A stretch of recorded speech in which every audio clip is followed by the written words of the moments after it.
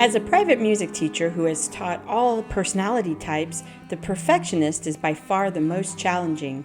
I would rather teach someone who is carefree and doesn't mind making mistakes over a perfectionist.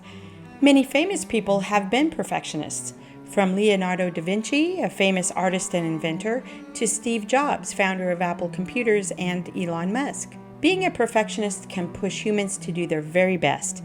So it's not always a bad attribute if the perfectionist realizes they must try repeatedly to achieve their goal. However, since a perfectionist rarely achieves perfection in their eyes, this can cause low self-esteem and, at times, depression. It may also do the opposite of achievement, where they quit or don't try due to a fear of failure. It's even more dangerous when children are perfectionists because they often don't know what it is or how to handle it. It can be a struggle for them to learn anything new for fear of imperfection. Avoiding learning new concepts can lead to bad grades and low achievement, which only fuels their low self-esteem. I once had a piano student who cried whenever I taught a new concept or song. And no matter what I did, soothing her, telling her it was okay to make mistakes, or trying to be fun, nothing worked. Then I realized one day that crying was her way of controlling the lesson so she didn't have to play or learn anything new. Here are 5 ways to help teach a perfectionist student. When I discovered my student was crying to stop me from teaching her, I told her that crying was unacceptable and the lesson would end when she cried. As the teacher, I took control of the lesson and didn't allow her to cry or act out.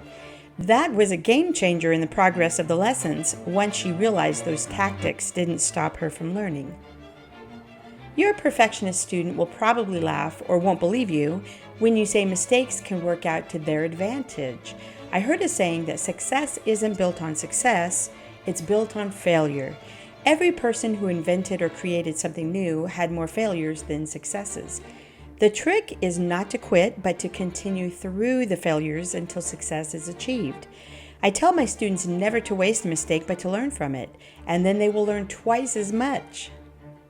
Since perfectionists hate to make mistakes, teach them new concepts in small steps and have them repeat it until mastered. The more they succeed in the small steps, giving the feeling of perfection, the higher their self-esteem and motivation to learn. This format also helps perfectionists conquer new concepts in all aspects of their lives, including their occupation as adults. It's important to choose the curriculum for each perfectionist student that teaches in small steps and doesn't overwhelm them.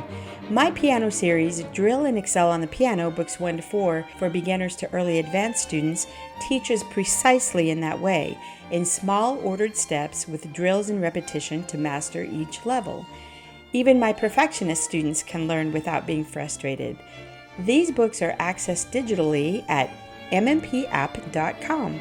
It's free for teachers when linked to at least one student, and students only pay $4.99 a month for access to all books, tutorial videos, and instant updates. The older I get, the more being perfect is less the goal. It's the simple imperfections in life that mean the most, and that includes music.